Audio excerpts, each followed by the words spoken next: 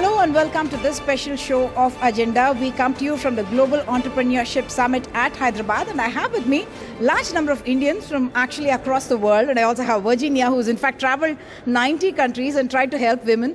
In this particular Global Entrepreneurship Summit, where you have 1,500 delegates, we in fact have almost 500 from India and almost one-third of it from the US as well, and a huge contingent of Indian Americans actually coming in the US delegation that's being led by Ivanka Trump. From across 127 countries, you have 52% representation of women.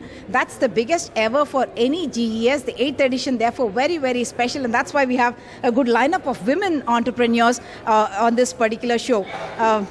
All of them Indians. I'm going to go to you first. You said you traveled across India. The challenges perhaps across the globe are very similar for women. I'm Virginia Littlejohn from Quantum Leaps in the United States. We did a mapping of the ecosystem in India, and there were a number of issues around access to finance, access to markets, capacity building. Those are indeed global issues, but I think India is really making real strides in some of those areas, and this summit is a great way to start it. Okay. Very often we do find, it's the IITs that seem to be bringing in that entrepreneurial spirit. And I have here many IITians who have turned entrepreneurs. Going across to you first. What is it about IIT that seems to distinguish them as, or they seem to very naturally become entrepreneurs? Is it an environment about the IITs? Sure. So first of all, my name is Anjul Katare. I would like to share something very interesting, which I guess probably not many people know about IIT, and I can talk in particular about IIT Bombay. The culture inside is what we see is not. Okay? What I mean is that we are really being flourished there. We are really being flourished in an entrepreneurial way, at least in IIT Bombay, and I'm sure that's the case with most of the IITs. And the reason for my coming here was I have seen the .com boom. I started my career in around 96. Pretty much, I saw how things... Yeah, go ahead. Things went in, and then, that whole entrepreneurial journey actually started from the day one I started working. The reason was that the company was just 4 people company, and we made it big, right? And that just kept on going. The whole reason I wanted to come to attend this one is I'm seeing so much happening in India. I just want to correlate with what happened between 96 to 99, 21 years back, how things are shaping up. Actually, I'm talking to some of the entrepreneurs here.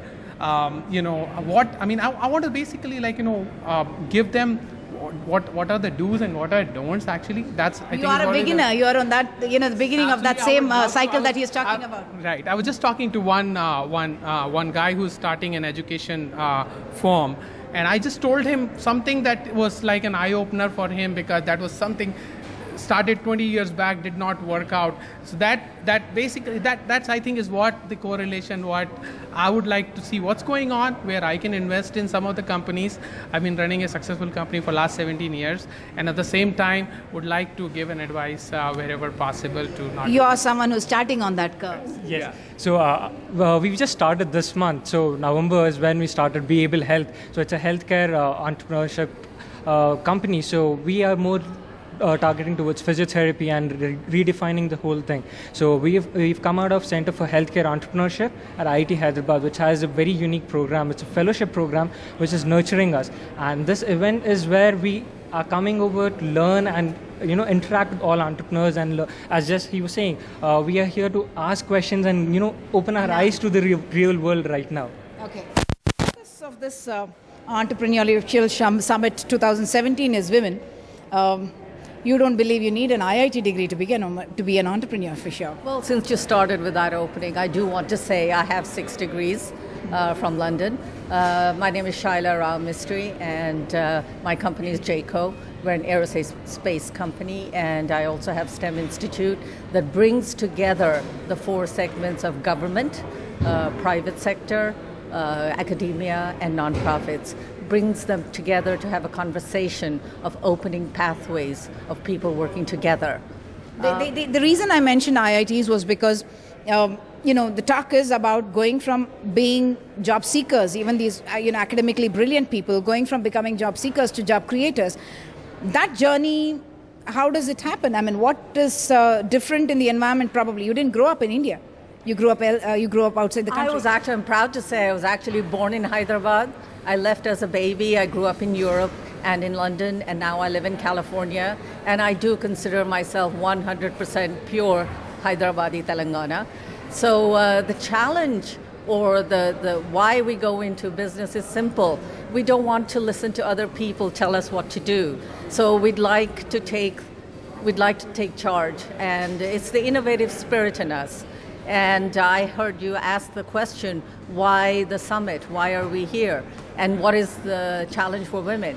The challenge is that women want to do business with large companies, and we want a piece of that pie. We want a share and an opportunity to bid for that business. And I think as women, we somehow we don't have the same opportunities as men do. We end up at the back of the line. So I think a conversation needs to happen. You're in a space like you said aerospace. She was in, you're talking about defense. These are very unusual areas. I mean, these are not, the stereotypes at least don't seem to fit in. But the thing is, I'm Sandhya Reddy from Canara Technologies. We are into the defense. We're supplying the power supplies to the missiles and all the defense companies. And also, I'm a vice president of a Confederation of Women Entrepreneurs.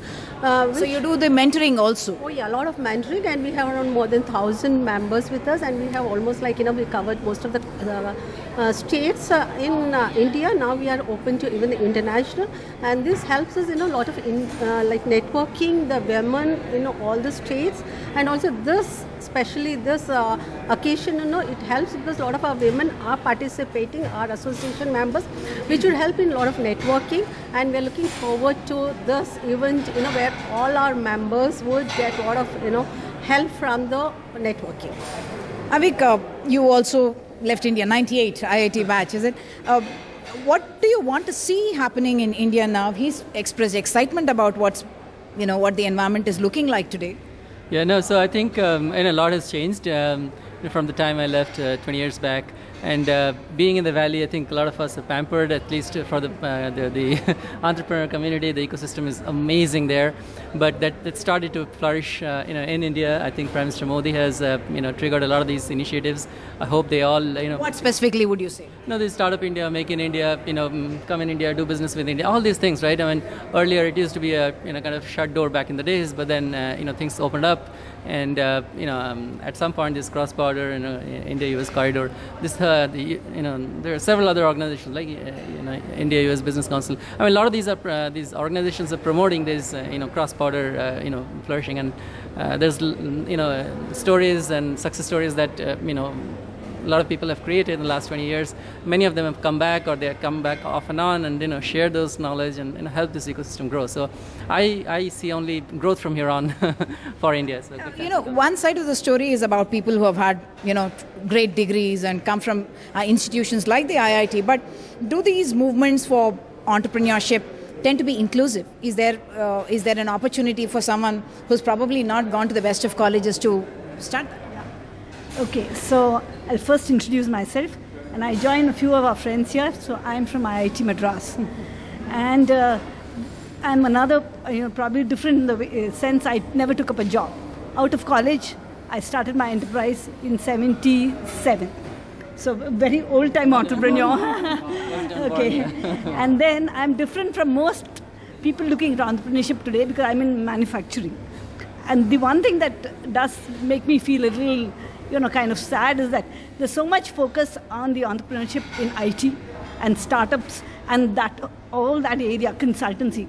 But manufacturing is where there has to be much more focus because the jobs are there. So anyway, coming now to so with that in mind, many years back we started Confederation of Women Entrepreneurs.